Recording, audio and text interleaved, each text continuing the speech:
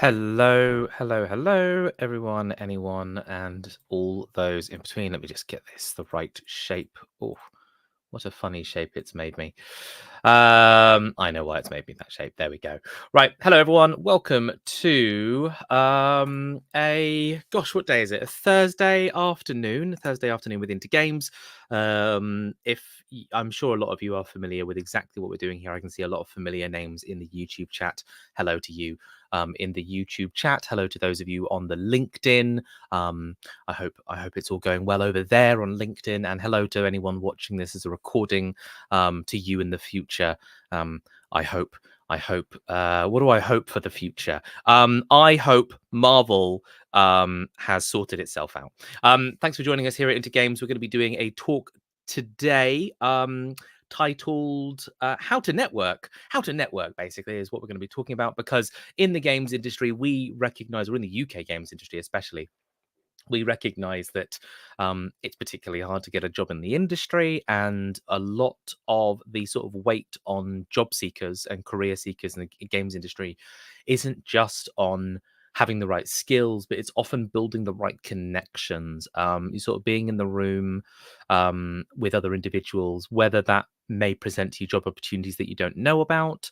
Maybe it will increase your chances of getting further in a in a job process because you are known to the hiring managers or recruiters. Or it could potentially just can kind of provide you with a network that you can kind of grow alongside, and have a community who you know can kind of be there with you as you all go up together, and as you can all kind of exchange information and share advice. So we're going to be talking a little bit about that today. But just first of all, hello, I'm Jonas. I'm the community manager and events leader at Into Games, making events like this happen, and also supporting a Discord community of over 9,000 game developers, mostly based in the UK, but a little bit worldwide as well. If you're interested in joining that Discord community, there is a link to do that somewhere in the YouTube description. Or please just take a look at our LinkedIn page, and I'm sure you will find some details. One of the things that we're sort of constantly trying to do within Into Games is we're looking at the games industry and sort of trying to make it more accessible, especially for people from under-resourced backgrounds, really looking at how we can improve that pipeline for individuals wanting to get into the games industry. And we do that in a few ways. We have courses that you can take part in. They last 3 weeks. They're called sprint courses. They're really fantastic. Just take a look. You'll find all the details on our various socials. But we do free events like this where we basically live stream. We try and share some knowledge. We try and make sure that you can sort of spend a lunchtime or an afternoon getting some really, really just valuable pieces of information and demystifying a lot of the games industry. Now, I'm not going to tell you how to network. I do a lot of it, I will admit, but I have not prepared the talk on this subject. No. That honor goes to our guest, Gianluca. Gianluca is now here on the stage. How's it going, buddy? Hello. It's going well. I'm doing good. Thank you for having me. No worries. Thank you for doing this with us. As for a bit of context, so you will have you joined us on stage at WASD earlier this year, which is a real it's an event. IRL is in the real world. I don't know why I'm sounding like I don't know what the real world is. I do, but it's an event that happens here in the UK in London, sort of once a year. It was about April, I think. And you joined us on the careers stage at WASD, and you gave this talk. And I just, eventually I snapped and said, look, we can't just have that talk limited to the real world. Let's bring it to our digital community. Let's bring it to the people who might not have been able to go to that event. Maybe they've just already forgotten all the words you said. But there's a lot of people out there who might not have gone to that event because they didn't have this advice. So fingers crossed, from today's talk, people will know exactly what to do when they go into those real world spaces and they want to share some words. That's the goal. That's the dream. So what I'm going to do is I'm going to give you your slides.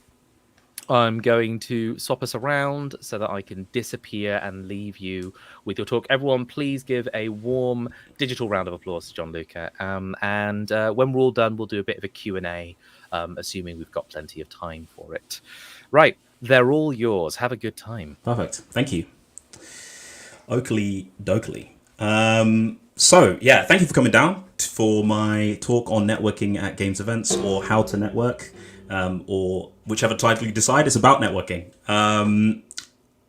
the structure of the talk is going to be a bit of foundational stuff to cover some of the fundamentals, and then going into, at the end, the really high value bits that I think are really, really important and will actually help you do the how to networking bit, because I feel like a lot of talks can accidentally just touch on the why it's valuable, on the who, what, when, where, and why, basically, and less on the practical tips you can actually like employ when you go to one of these industry events or when you're going to something with the goal of networking. So now that I've kind of given you the menu for the day, I feel like it's important to start off with, who am I and why should you be listening to me? So my name is Gianluca Montaque. I'm a business game designer at BetaJester. I'm also a co-founder of an indie studio called Fribbly Games, where we're working on a witchy, narrative-led mystery point-and-click adventure game. And I'm also sorry, I felt like someone just knocked on my door, but I don't think they did. I'm also a speaker.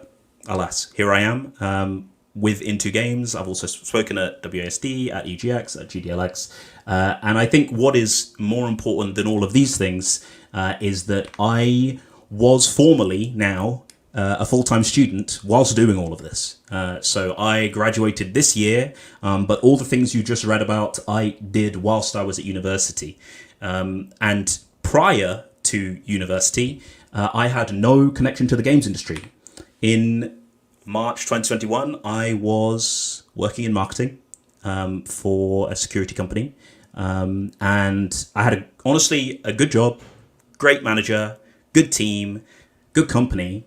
But one day I just woke up and I thought, marketing isn't really for me. I feel like I want to do something else. I want to chase a dream. And when I was a kid, my dream was to go into games. So I went to university. Decided to go to the University of Arts London, get a degree in game design, and then go from there. And within my first year at university, after a few months, I started volunteering for an organisation called Game Dev London, who are now called Game Dev Local. I'll refer to them as Game Dev Local for the rest of the time, and the logo will be correct for the rest of the time. But this was the logo when I rolled up. And I started working for them voluntarily. And then a few months later in the year, basically at the start of my second year of university, I started working part-time for money at a game studio called BetaJester, where I work now, which is crazy. So paid job in games, that's kind of the dream right now. Nice, that's the goal. The question is, oh wow, that's meant to be a GIF and it is not. That's a great pose on that guy. The question is, what happened here?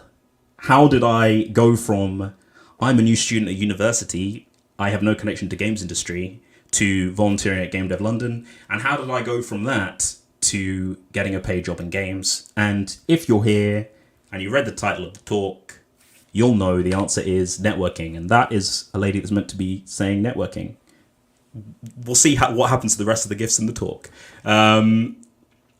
So, to give a bit more context to that, when I was at university, I met my first year lecturer, Tom, great guy. Tom is basically the foundation of my entire networking journey. Through Tom, he hosted a game dev event, a global game jam event at the university, which was presided over and judged by one of the co-founders of Game Dev London, now Game Dev Local. So through Tom, I met Stu, who is the co-founder of Game Dev Local, and me and Stu talked. Stu said, oh, you have some skills that we could use. Do you want to come on board in a voluntary capacity? So I joined Game Dev Local, and that's how it happened. Pure networking, connection to connection. And through Stu and my time at Game Dev Local, I met another co-founder of Game Dev London / Local, Adam, who co-founded BetaJester as well. And Adam said, you've got skills that we could also use. Do you want to do what you do for us at Game Dev London, but for money? And so I moved over to BetaJester. Pure networking connections, no job applications, no job listings, no jobs boards. It was just meeting people. So now that I've kind of covered where I'm coming from and why I'm talking about networking, because it helped me very directly in my journey into games, I feel like we need to cover the fundamentals of what networking is, just in case there's anyone in the audience who isn't 100% on when I talk about networking, what I actually mean. So we'll cover the W's, the who, what, when, where, and why. Starting off with, what is networking? I feel like Jonas kind of covered this at the start, but fundamentally, networking is about going out, socializing, meeting people, with the goal of developing your list of professional contacts, typically. So people within an industry or your industry that you know. That is it at its core. Meeting people and adding them to the list of people that you know within an industry. Why network? For the reason that I was networking, typically. Usually it's about career development or career growth, particularly on an individual level. At a business level, it can sometimes be about getting work. Like if you're a work for hire studio, you might go to an event and start networking with people to look for work for your studio, to grow your business. But typically, I feel like most of the people in this talk, alongside me, would be using it to secure a job, find new opportunities, or take a career path change, move sideways, move upwards. Regardless, usually networking is about developing your career in some way by meeting those new people. Moving on to when I should network. Short answer is all the time. Starting now and continuing forever. Networking is not like a one and done job. And I'll touch on this a little bit more later in the talk. But it is definitely something that you should continually be doing. And so starting sooner is just always better. Moving on to who you should network with. Again, it's kind of a broad answer in the sense that everyone you can is just the best way to do it. And the reason why I specify this is because it's easy to accidentally focus on networking and like building connections with senior people or people who will be making hiring decisions or people who are like just starting a business and might need some more help, like focusing really heavily on who you network with and trying to keep like a really streamlined, I need only the best people in my network. But there's no real point in doing that. And the reason I say that is because a lot of opportunities that you will come across for career growth or career change or career development will come through opportunities that you didn't previously know about. For example, if you're on LinkedIn and somebody who is a junior designer at a studio that you really love, who you met once at an event and connected with and added them to your network, they share a job opportunity that isn't on a jobs board. It's only on the company's personal website. So the likelihood of you seeing it would require you to go on that company's personal website at the perfect moment, which is much more unlikely. So you have just been exposed to an opportunity you wouldn't have seen through somebody who isn't a hiring manager and isn't bringing you on board for anything. And that can happen in every layer of business, which is why I encourage you to just network with everyone, talk to everyone. You never know who you'll meet. And a lot of the time, people who you network with in the industry become long-term friends. So highly encourage, just connect with everyone you can. Meet everyone you can.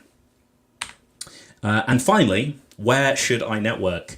I feel like the easy answer to this is the big games industry events, particularly for those of you in the UK, EGX, WASD, Develop. They're all the like major names in games industry events over the year, and there are many others across the world as well. But what I want to particularly highlight is the value of smaller communities within the industry, and particularly smaller communities that are very focused on specific demographics. I've listed a couple here. There are more at the end. But for example, POC and Play, Women in Games, Gamers Inc. is another one. These organizations are focused on very specific groups of people, and they have a personal vested interest in supporting those people within the games industry. So Women in Games, for example, they care deeply about women and their representation within the games industry. And so if you are trying to build a strong network that will help you break in or help you make a career change within the industry, your biggest evangelists, the people who will support you the most, are people from the group that you belong with. And so finding an industry group of a demographic that you feel connected to support you is going to be one of the best places to network and to meet people. And a lot of these organizations host events throughout the year, maybe like a meetup for drinks or a workshop or whatever it might be, that you can go to, you can meet the people there, you can start building connections there. So I really want to emphasize that if you belong to a particular demographic, go out and have a look, see if there is the equivalent of Pock and Play or Women in Games or Gamers Inc. for that demographic, and join them and go to their events, because those people will be your biggest evangelists. And if you don't feel like you have a particular group, there are still smaller communities that can back you. I mean, Into Games is one. Can't believe I didn't put them on the list. Alongside Game Dev Local, which I've already listed here. They're kind of a bit more general rather than demographic focused, but they also have strong, tight-knit communities. They also run events, and you can also network at those. So that is the core fundamentals of networking. Now we can kind of get to the bit that I'm excited about, which is the big H question, which is the title of the talk. How do you actually do the networking bit? So without further ado, I can kind of introduce my 4 networking top tips. And I feel like it's important to preface this, which is that disclaimer, this is my top tips. This is my personal philosophy. This is what worked for me. And I'm sure you will hear advice or see advice from other people that is different, that takes like a different approach to networking to me. And that's absolutely fine. I'm not trying to say that I am the leader in the field and know exactly how you should be doing this, but this is what worked for me, so it might work for you, which is why I'm sharing it. Starting off with, after I've drunk a glass of water, point number 1, which is the most important tip of them all. So if you take anything away, I want you to take this away, which is to change your goals when you're talking to people. It's very easy when you're networking with the goal of developing your career to focus on what can you do for me when you're talking to somebody. What can you do for my career? Are you a hiring manager? Are you a senior member of a team that might be hiring in the future? And what opportunities do you have going at the moment? And the problem with that approach is that I don't know about you. I know about that when somebody talks to me with an agenda, and I can tell that they're talking to me because they want something from me rather than just to talk to me. And that rubs me the wrong way. And I feel like most people can tell that. And if you expand out and look at the wider goal of your networking activities and the wider understanding of what networking is about, you'll realize that that's actually really counterintuitive. Before anyone is going to recommend you, throw your name in a hat in a meeting, hire you, employ you, whatever it might be, they have to like you first. So it makes more sense for the networking bit to be about the liking you part rather than the opportunities themselves, particularly because most of the time you won't even see an opportunity arise within a conversation with somebody. It'll usually come later when they drop you a message or they share something on LinkedIn or they comment on your own post saying you're looking for work. That's usually when the opportunities come. But the liking you bit is the foundation of where they are willing to send you those opportunities and to put your name in a hat. So change your goal from how can you help grow my career? What opportunities do you have for me? To why don't we just have a nice conversation? Change your goal to I want this person to like talking to me.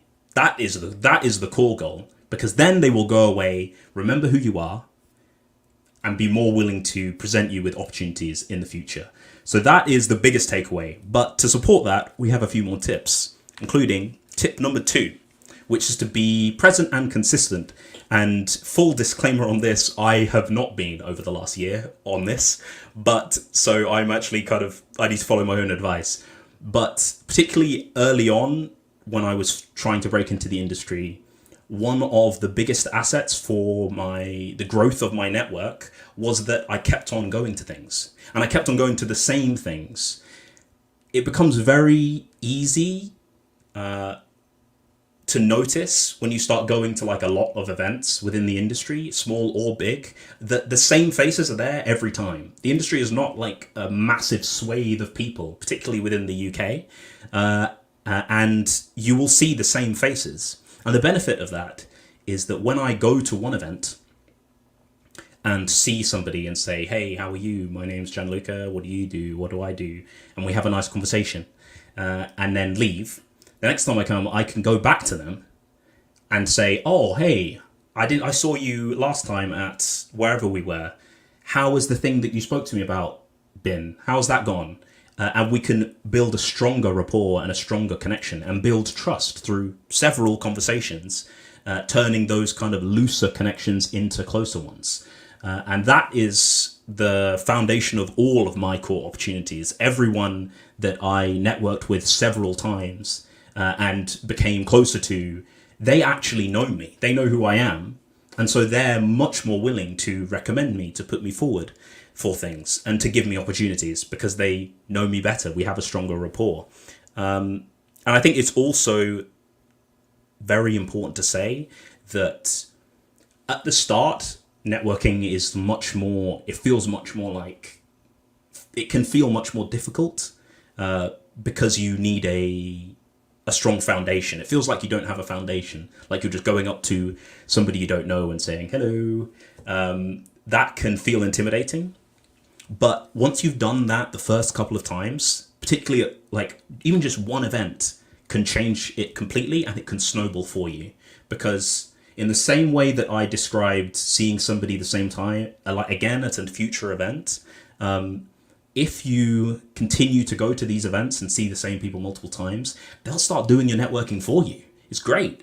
It's just like a snowball. It's a critical mass where you will arrive somewhere, you'll see somebody you know, you go, oh, hey, how are you doing? You go over to them, say hello, and they're already talking to somebody who you don't know.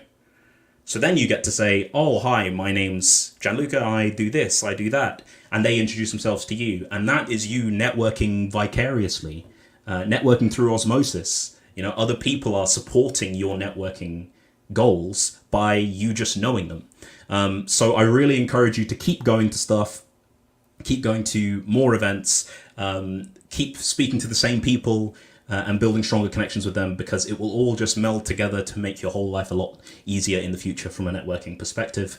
And you'll just keep on growing that network. Tip number 3, which is to talk less and listen more. This is more of a general communication tip. Honestly, you could apply this to every aspect of your life, I think. And again, this is my personal philosophy. But if we have changed our goal to being more likable, basically, we want people to leave a conversation thinking they were nice to talk to, I had a good time, then the best way to do that is to talk less and let them do more talking. And the reason for that is because it's really easy for me to talk about myself, to talk about my interests, to talk about my passions. And I feel really validated if when I'm talking about my work and what I'm doing, you're really interested in what I have to say. That feels great to me. Particularly if, say, you're meeting me for a second time, you call back to something that I mentioned last time to show that shows that you actually engage with what I was saying. Now I feel great. I feel like you're a great person. You actually listen to what I said. You actually care about what I'm doing. And you are bothered about my passions. So I like talking to you, and that ties back to our core goal of being likable. Now, I think it's important to preface here that you should still sell yourself to some extent. You know, this is still you're still networking. You're still trying to get what you do across. But there is a massive value in just showing interest in what other people have to say, because they will enjoy having spoken to you, and that will make you more memorable and more likable, which is the central goal of everything we're trying to achieve here. And finally, point number 4, which is to be friendly, don't be friends. This is a common pitfall, I think, that people can fall into when then, particularly those who don't feel super comfortable or confident in social situations, when they're trying to network, which is sometimes accidentally oversharing. It's really important to remember that networking, whether it's at a bar or at an arcade cafe or in a conference hall or wherever it might be, networking is still a professional activity. It's still fundamentally about building professional contacts. And the people you're talking to, whilst it might be in a casual setting, they don't know you. They're strangers to you, typically most of the time, or they're acquaintances at best. So it's important to keep your personal life personal until you become friends. You might become friends later, and you might be willing to share more personal stuff then.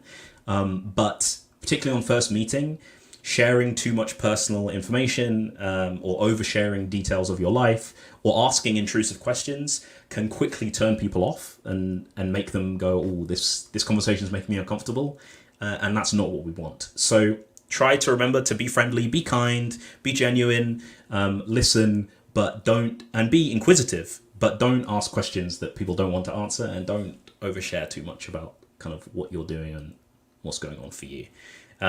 So to summarize, core 4 tips for networking at games events or networking in general, particularly in the games industry. First one, most important one, which is to change your goal from how can you help me when you're talking to somebody to let's have a positive social interaction. I want this to be a good time. I want us to have a good, positive, nice conversation, and for you to go away thinking, I was nice to talk to. With that central goal, we are enabling ourselves to be remembered and considered by these people in the future because they like us. And if they like us, then they're more likely to put us forward for things or employ us in the future. Point number 2, be present and consistent. That just means go to events and keep going to them. Keep talking to people.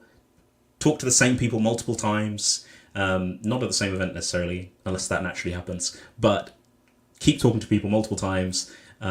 They have to know you before they're going to employ you or recommend you. And the best way to do that is to build rapport over time and to keep seeing them. In order to do that, you need to keep going to events. Point number 3, which is to talk less and listen more. And by that, I mean focus on allowing other people to talk and hearing them out and showing interest in what they have to say, because that will make you more likable, which, as we discussed in point 1, is the core goal. And definitely avoid only talking about yourself. You can talk about yourself, but don't make it all about you. Say, this is what I do. What about you? Those types of phrases are simple enough to let somebody enjoy the conversation so much more rather than feel like they just got spoken at and pitched to for the entire conversation. And point number 4, which is to be friendly, don't be friends. Just try to make sure that you're not overstepping the mark when it comes to professionalism and friendliness. Don't overshare things that will make strangers uncomfortable. And in turn, don't ask for things that will make them uncomfortable. Focus on what you're there for, which is typically games, common interests, work, and then once you're closer to them, maybe you can become friends and start talking about more personal stuff. That is the top 4 tips. Kind of a bit of a whirlwind. I feel like I spoke for longer than I did. But thank you for listening. There's some more communities, events on screen. Again, whoops, sorry, there's no Into Games on there.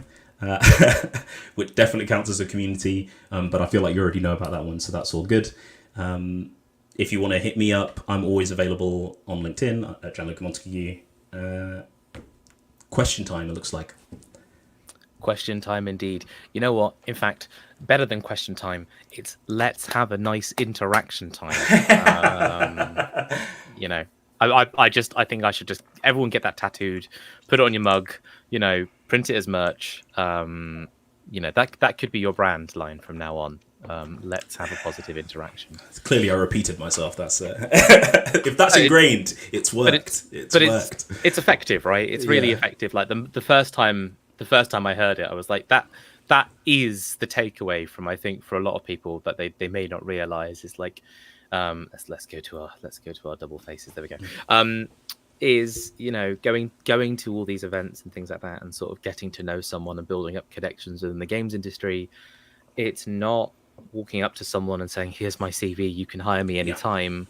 It's not, "Oh my god, I programmed my own physics engine and you can pay me to do that, and please give me a job." It's not. It really is just like, "Hey, how's it going? You played anything good recently? I see that you've got like a pin from this thing. I'm a fan of that thing. Are you a fan of that thing? I noticed that you've got this thing on your page. I would like to follow up with that, or I'm really interested in kind of understanding more about your experience with that, because it sounds interesting. It sounds cool. I'd love to understand more.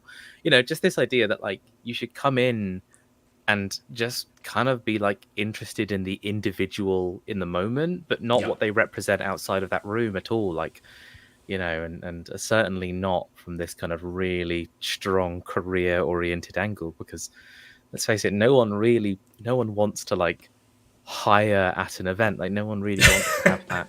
No one wants to have that conversation. It kind of sucks, but yeah. So really amazing advice there. And I remember hearing it at WASD and thinking, this is great. I will take a lot of this with me, because I spent basically 2 years networking to get into the industry.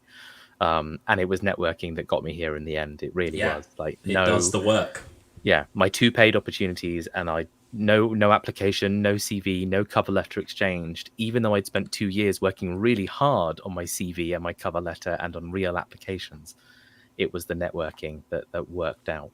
All of that to say, which is like, I am a product of that advice working, and so if you're there thinking, I don't need to network, this guy's talking nonsense. Networks never works for anybody. It's just this one person's experience. No, it's actually 100% of the people on screen right now have benefited from it. I can give you those statistics. But anyways, so we're going to go into a Q&A section. We're going to take some questions from the audience, and thankfully, so if you're in chat right now, some of you are already doing it. That's amazing. I didn't even have to give you all the prompt.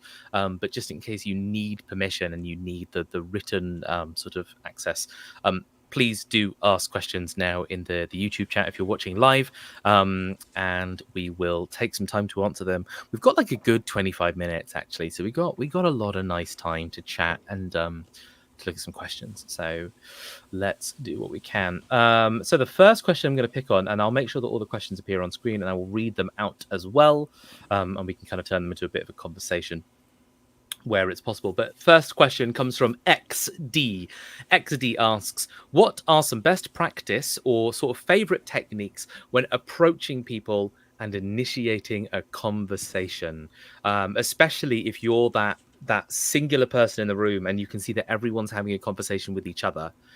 How do you kind of breach those massive walls of social anxiety? Yeah, this is a great question, actually a killer question, and I think that it's probably shared by I think it's important to note that I would consider myself a pretty socially extroverted person. Like, I feel very comfortable in most social situations. And the idea of being a single person, walking up to a group of other people and saying, hello, talk to me now, please, still fills me with dread. So I think it's important to note that you're not alone. And it is a great question. I think there's a few things that I would say. The first I would say is a lot of what Jonas just mentioned at the start of this is great ideas for that, which is either knowing something about the person's work, or noticing something about their person that you can latch onto as an opener and say, oh, hey, I noticed this about what you're doing. I was wondering if I could talk to you more about that, like about your work or what you're doing. Because people are always willing, they're at a games event, an industry games event, they're always willing to talk about their work. Simultaneously, an interest people love talking about their interests, probably more than they love talking about their work, to be honest. So if you notice something about their interest, being able to walk up and saying, "Hey, sorry to bother you. Is that a bag, a pin, a object from wherever? I've always wanted one of those. Like, where did you get that from?" Type of thing. That can be like an opener. I think it's important to note it's still a tough time walking up to particularly a group of strangers and trying to solo one out. There you go, pins already in preparation for conversation openers. I think there's a second point though that I really want to highlight, which is this is where the smaller communities that I mentioned in the talk come to their absolute best. Because if you go to a smaller community event, particularly those that are quite grassroots or are looking to support a particular demographic, they put a lot of effort into making sure that newcomers feel like they're like included. Usually hosts of the events will come over and be like, "Oh, I haven't seen your face before. Let me introduce you." And they'll do a lot of that for you, basically. A lot of that initial groundwork for you. And then when you go to a big event, you already know somebody that's going to be there because you went to the small ones. And so you can latch on to them. Latch on is not a lovely word, but you can together navigate that kind of scenario, and through them you will meet more people, and that's kind of your like jump pad from a networking perspective.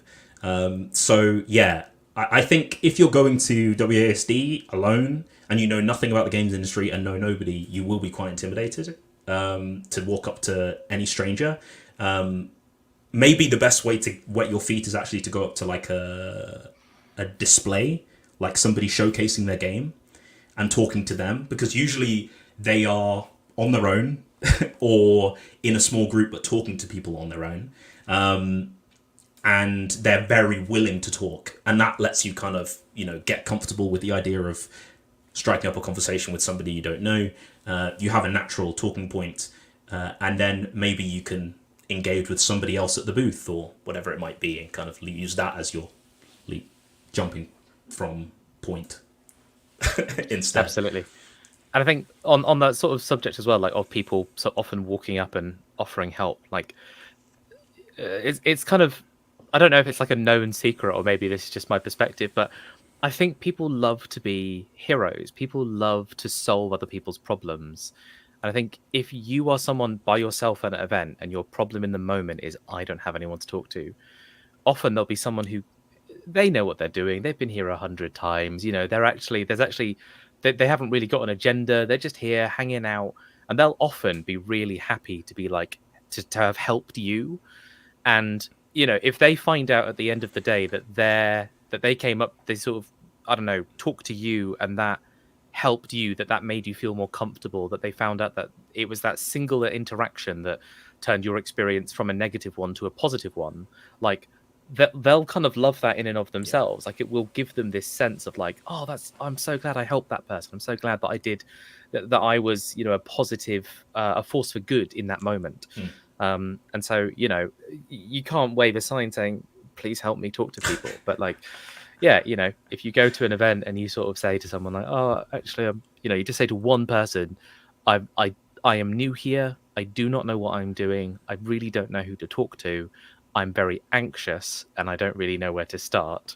That person will more often than not be like, that's all right. Okay, don't worry. Everyone's you're the 50th person to tell me that today, and we're going to sort it out. Don't worry.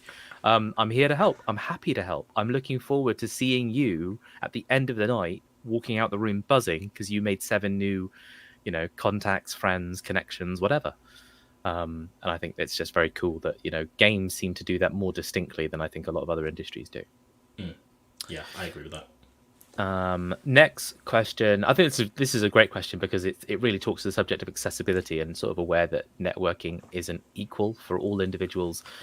Nessie the Monster asks, as someone who is visually impaired, how should I approach the subject of networking at events?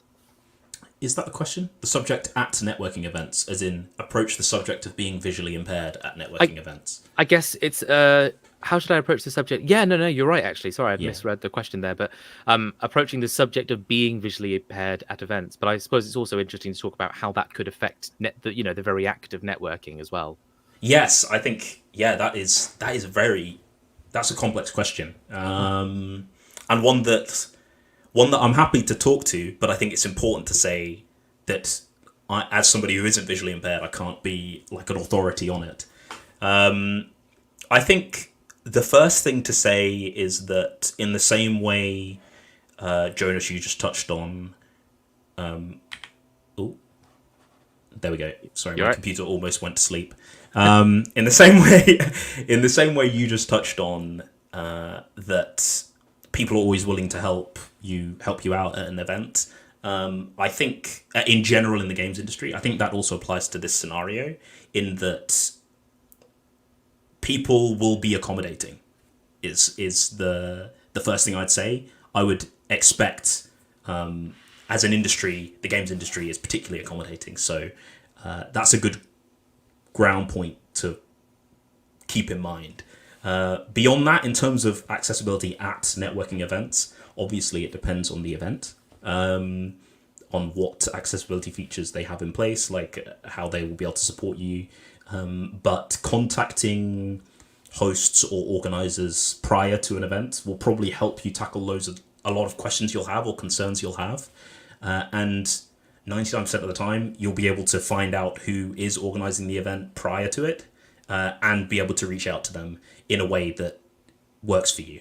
And that will probably calm a lot of nerves or address a lot of concerns you'll have before in terms of what accommodations they'll have. In terms of what I think was the core point of the question, which is how do you speak to somebody and tell them that you're visually impaired, like speak about the topic itself. I do think it's quite tough for me to answer. It's quite tough for me to answer as an author, like, and say this will definitely work type of thing. I'm sure it's something that you've battled with, or this individual has battled with several times. I think my main thought is like I'm not sure which facet of the conversation is where the concern is coming from. Like, if the concern is will they still want to talk to me? Yeah, that's absolutely fine. They will. If the concern is will they still want to hire me or something like that, or consider me in like a career prospect or whatever it might be, I think in that context it's more important to think about the change in goal that we discussed in the talk, which is that nobody's looking at anybody they're talking to at the event and going, "Ooh, I'd hire you." Like, that's not what happens. They're just talking to people and adding them on whatever social network or networking with them in whatever way. And then at a later date, they might consider them, or they might post about something that then you can reply to, or they will the opportunity will form in another way, basically, is what I'm trying to say. And so if you focus on that and focus on just having the positive social interaction in the moment, then later on, you can apply when you're applying or when you're messaging them, then you might be able to want to tackle that specific question and say, look, I am visually impaired. Will this role have accommodations for that in whatever way? But in the moment on the networking day, you can just focus on having a good conversation. I feel like you don't need to worry about the career elements. I feel like I've talked quite a lot, trying to cover every way I've interpreted the question. I hope that one of the ways has answered the actual question. Yeah. Yeah. No. Leslie the Monster, thank you for the question. And again, if this is just an open invite to everyone here, but if you feel like your question doesn't get answered here live during this event, or you're watching the recording and you're thinking, oh, I wish a different angle of that had been answered, or a different question had been answered, just join the Intergames Discord. Join the Intergames Discord. There's a channel there called Ask the Community or Ask Into Games. You can ask us for networking advice. You can ask us for industry insights. You can ask like that community about anything you want. And I guarantee you that there's like there's 20 people with a good answer, and a handful of those people will see your message and take the time to respond. Yep. So please, if you feel like you want us to expand on that a little bit more, just jump into the community. We will absolutely do what we can to help. But no, thanks for expanding on that. I think it is quite a complex thing, especially I think it's true for any disability. I think if you're walking into a room of sort of people who look like they're all completely able and neurotypical, and you see yourself as the odd one out, and you are definitely going to sit there and go, well, if I engage with people and I sort of let people know that I have this disability or I have this neurodivergence, is that going to affect their opinion of me? Is it going to affect how they network with me for the remainder of the evening, let alone career prospects later on?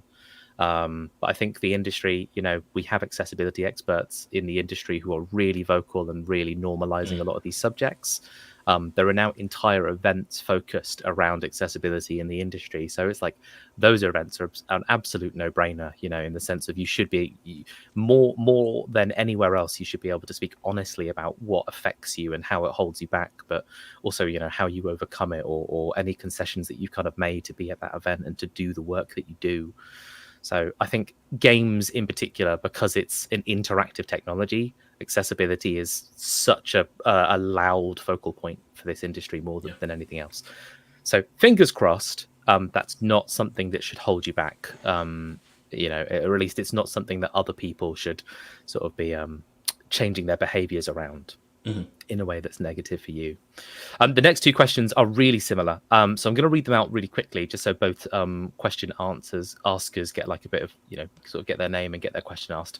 But I think we can tackle it all as one thing. So the first question, Shush That Thing, says, how do you deal with the feeling, or how to deal with the feeling that I'm wasting people's time, especially that I'm trying to break into the industry, and I may not be offering them something that's valuable. So sort of talking about that inequality of someone trying to break into the industry doesn't have anything to offer, and then worrying about talking to people who are in the industry and aware of that disbalance. And then the second question, which again kind of echoes the point, Jonah Perry says, often when I'm at industry events, imposter syndrome sets in and it feels like I have nothing to offer in conversations. Any tips for managing or working through this? Yeah, I feel like imposter syndrome is something, I'm pretty sure I read a survey recently that suggested imposter syndrome is like particularly rampant within the games industry, basically, at every level, basically. So I think the first thing to say is neither of you are alone in what you're going through. And I think particularly for first-time job seekers or like people trying to break in, it's even more apparent, obviously. My main tip actually for this is to try and change the way that you're framing this conversation. I think not being able to talk about work because you haven't worked on much, completely fair. Feeling like, I can't really contribute that much because I'm not an expert on whatever engine they're talking about or whatever it might be, that is absolutely completely fair. But I think not being able to like provide value, this is a conversation. This isn't work. Right? This is you talking to somebody else. Providing value is just having an opinion on something. It's just having an interest that you can talk about, or a shared interest that's worth talking about.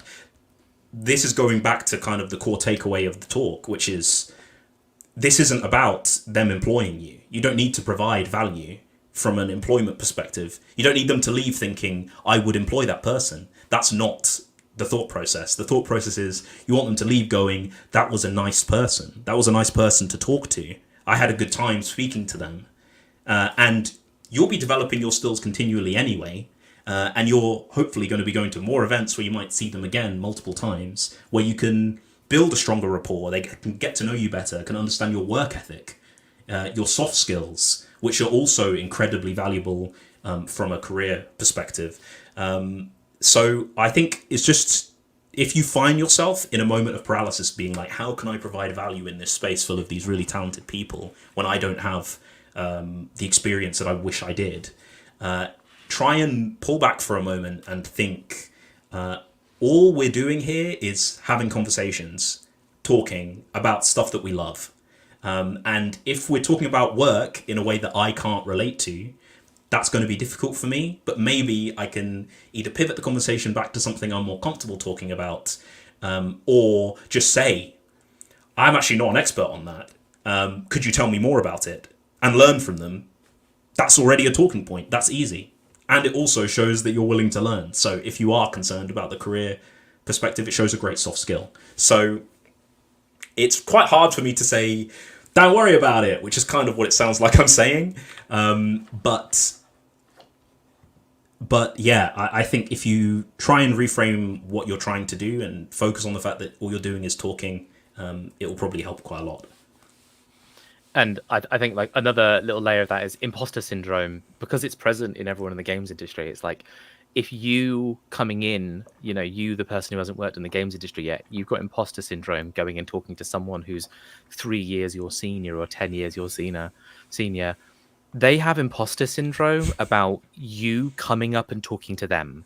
Do you know what I mean? So like, true. People That's are like, so true. because people have been in this industry for years, right? And they've made like some of the biggest and greatest titles in the world. And you'll be like, hey, I've heard of you. And they'll be like, what? You've heard of me? Oh my God. Don't look at me. Yeah, like there are so many people that think like, you know, that they're not being perceived because they haven't done anything of value, or that they didn't contribute enough to their biggest project in the world, or that, you know, they were so helped by their team that they're not actually a genius, and yet everyone in the industry is like looking at them like, no, we think you're a genius, shut up. So when you just go and talk to someone, you're like, hey, I'm actually quite aware of your work, it's really cool. I played that thing you released 6 months ago, I thought it was really fun. They're often a little bit like, I can't believe it. I can't believe someone thinks that. And That's so true. you know what I mean? So like, they're having a really human response as well as you're having that conversation. They're not like everyone's heard of my work, who are you? I don't want to talk to you. Like, that's just not the attitude. And if anyone ever does give you that vibe, I assure you they are a distinct minority within the room that they encapsulate. So yeah, absolutely. Like, go in, and, you know, if you're a bit passionate about something, they'll just be passionate back, because, you know, people are passionate. Yeah, exactly. Yeah, we all, you know what? A lot of people like games in the games industry. It's kind of crazy. I can see that we've got some really great questions, and I want to make sure that we get through a good number of these in good time. The next 2 questions, again, really similar, so I'll give them both a readout, and we'll sort of wrap it into one question. Phoenix Archive: how should you maintain connections with people you've met in person or at events, especially if they're not at the same like regular monthly event? Do you think you should message them on LinkedIn frequently, or keep up to date somehow? Meanwhile, Canned Art maybe says, how do you / what is the best way to follow up with someone after an event or keep those connections made online? Okay, yeah, staying in touch with people who you've kind of connected with.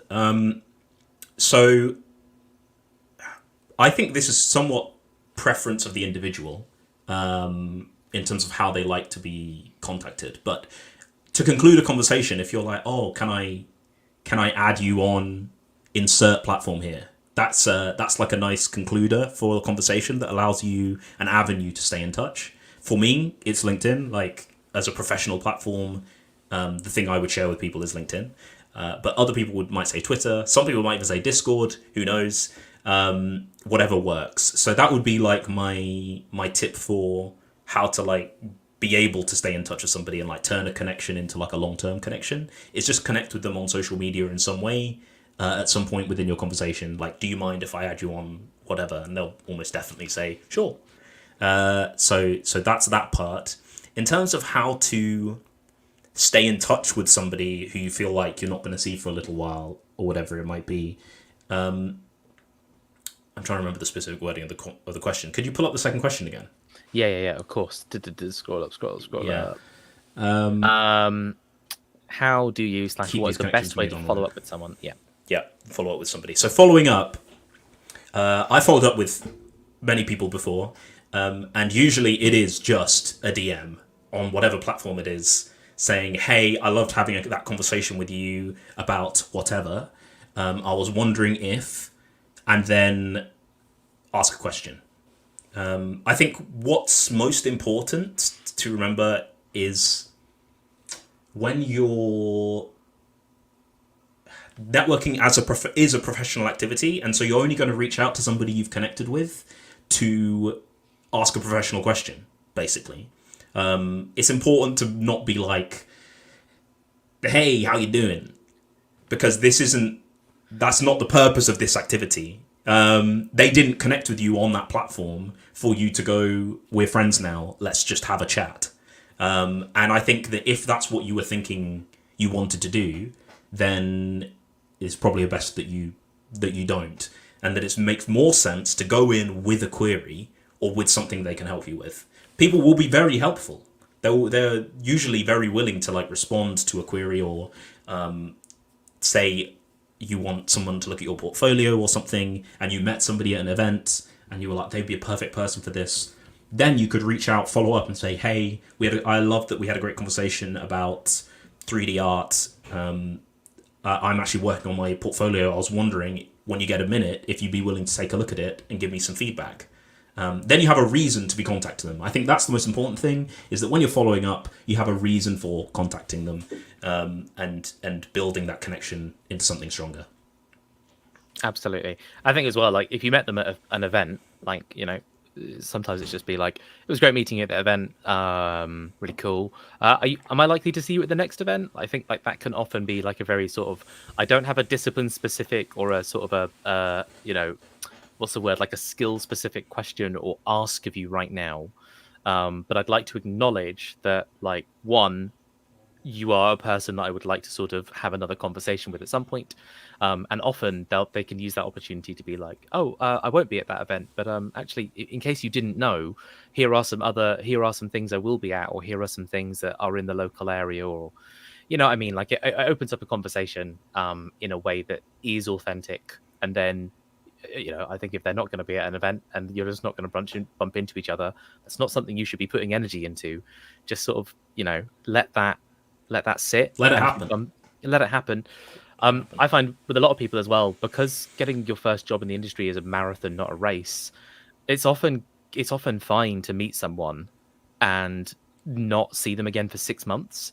And then at that 6 months point, be like, hey, we saw each other 6 months ago. How have you been since then? Yep.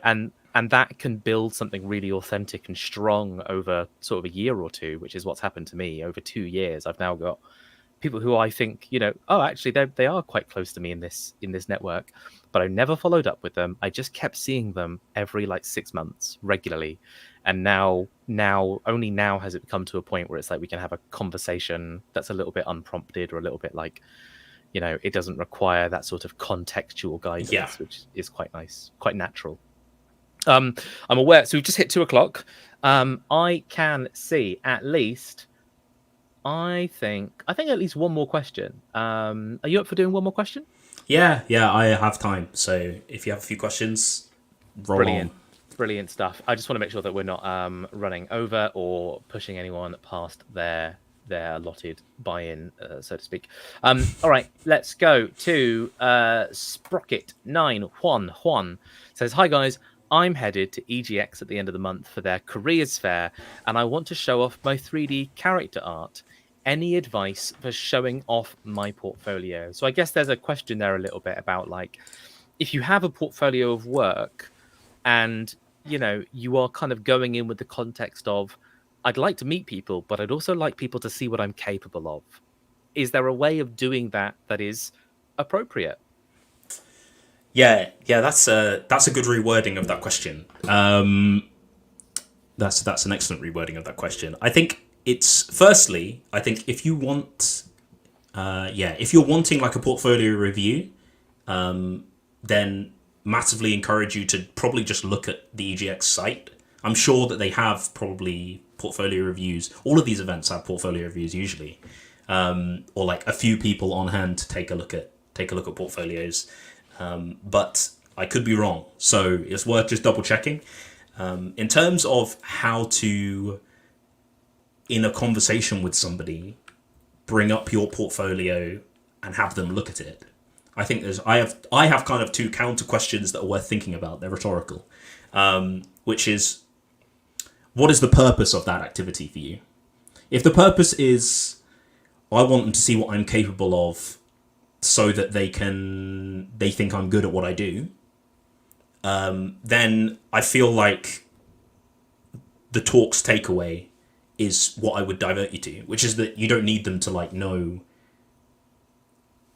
that you don't need them to see the best cases of your work, because they're not going to hire you in that moment regardless. And you showing off that you're really, really good at what you do isn't going to be what sticks in their mind when they leave that conversation. It probably makes more sense to focus on just having a good conversation. If you want to show them your portfolio so that they can critique it, so that they can comment on it, so that they can provide advice, like they're a discipline expert in the case of 3D art, then you have a natural avenue to bring it up. You can say, if they say that they're a 3D artist, you can say, I'm actually a 3D artist trying to break into the industry. Would you mind having a look at my work and just giving me some advice, or my portfolio, and just give me some advice on it? And they'll probably go, cool, somebody wants to do what I do, who's in my discipline, that sounds cool. Yeah, let me have a look. And so it's very, very easy. But if you're kind of just going to show off how good you are, it's quite difficult to do that in an organic way that doesn't seem braggy, if I'm honest. It makes more sense to go into it with, or to at least bring up the topic with the perspective of, do you have any feedback for me? And in that sense, the only people you can really bring it up to are discipline experts, because they're the people who will have the feedback for you. Simultaneously, they're probably the people who would be a hiring manager or somebody who would be a great mentor or career builder for you. So it makes sense anyway. But that's my initial thought process. And I think my sort of take on it as well is, if you do a lot of the things that we've talked about earlier today, which is having a nice conversation and then eventually getting a connection. So they follow you, they connect with you on LinkedIn, or they take your follow on Twitter, whatever. In my experience, when I have that meeting with someone and I follow up with them digitally online, I will often just look through their work anyway. It's often the first thing at the top of their LinkedIn page, or it's the pinned tweet, or it's the top of their LinkedIn, their Instagram, whatever. I'll normally just have a bit of a flick, because I am a little bit how can I anchor who this person is in my head, just so that when I next talk to them, I can be more confident that I know who they are, because I am awful. I will forget people all the time. So if I can see a little visual aid of your website, or a little visual aid of the work you've done, the next time I see you, if you've got that same business card, or if I can sort of remember that you've done that work, I know that I'll be able to have a more authentic conversation with you next time, because I'll be like, right, yes, you're the 3D artist. You're massively inspired by the Persona games, aren't you? And I think a lot of people will just sort of, if they're going to connect with you, they're going to see your work at least just a little bit. So get that connection first, not the work first, and the work will kind of come naturally as an addendum to the connection. Especially someone mentioned it in chat, but business cards as well. Some people, they are a little bit of a dying breed, and that some people are just moving to having digital QR codes or their LinkedIn QR code. But if you're a visual creator, all right, have a visually cool business card. I have loads of business cards by my desk, given to me at events by various people. I often sit down after a massive conference like Develop, and I just look through them all, and I go and look at whatever social they put on their card, and I go, cool, that's that person. Click, connect, follow. Click, connect, follow. You gave me your card. I will probably follow up on that. That's me. I'm sure there are some people as well who are just all these cards. Yeah. But yeah, I think I've definitely received some cool business cards in the past. Exactly, and it's a little personal bit of artwork that if you're someone that likes collecting cool little bits of artwork, all right, great. I just got a business card that's actually, it just looks cool. I like that. What more could I possibly say? I was just looking through my wallet in case I had one, but I don't. I know I've got loads around me, but I'm not gonna. I was sneaking my pins up to the camera earlier, but I won't do it with all business cards. Lest I accidentally dock some poor 2D characters. Right, I think that brings us really nicely to the end of this talk. So, firstly, a massive thank you to all of you in the audience first for asking your questions, for sitting with us, for listening, for engaging, for just being really cool. And having a positive interaction. And of course, a huge thank you to you, Gianluca. Thanks for joining us here on the channel. I'm going to give you a platform now, basically, which is just, is there anything that you personally just want to say, either as some final words to think about, or is there anything that you want to kind of plug or shout out? You know, stage is all yours. I think we've covered a lot of the best takeaways. I think the key from a networking perspective is just to be willing to go with the flow. To be honest, it's not always gonna feel super duper comfortable when you start, but the snowball effect is so quick and so valuable that just getting through that early, like first one or two events until you know like just a few people, it'll get so much easier, so very very quickly. So I really encourage you to like give it a go.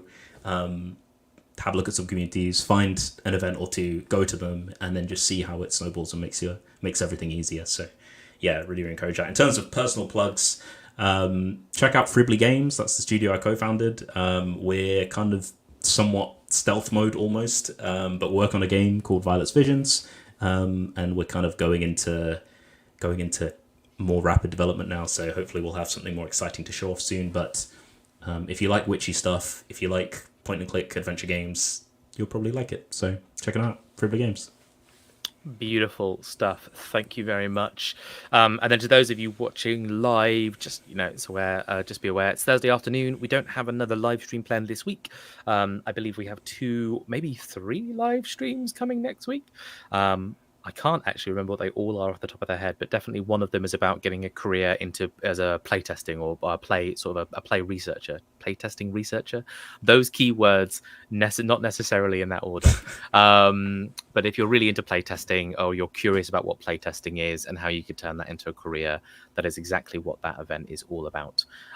So please do check that out. It's on our Luma calendar, and if you don't know where any of these things are and you don't even know what Into Games is, one last time, there's a little link somewhere down below, or just check out the rest of our channel on YouTube, and I'm sure you will get all the information you could possibly want. Playtesting as a career. Thank you so much. Someone's got it up in front of them, and I don't. I am a fool to start referencing things. It's a problem when I planned these events ages ago, and now I don't even remember what they are. Anyways, we also do have a portfolio review event next week for technical artists from. Oh gosh, am I going to say the right person's name? I believe it's Nicholas Perot. Nicholas Perot is a technical artist who is going to be doing a sprint course with Into Games soon. But enough of that. Go check out the event. It's got all the description. It's got everything you could possibly want to know. That's all from us at Into Games for today. Thanks for joining us. Look after yourselves. Have a great week. Have a great life. Have a great forever. And we'll see you on the channel when we do our next stream. Bye-bye for now, everyone. Bye-bye.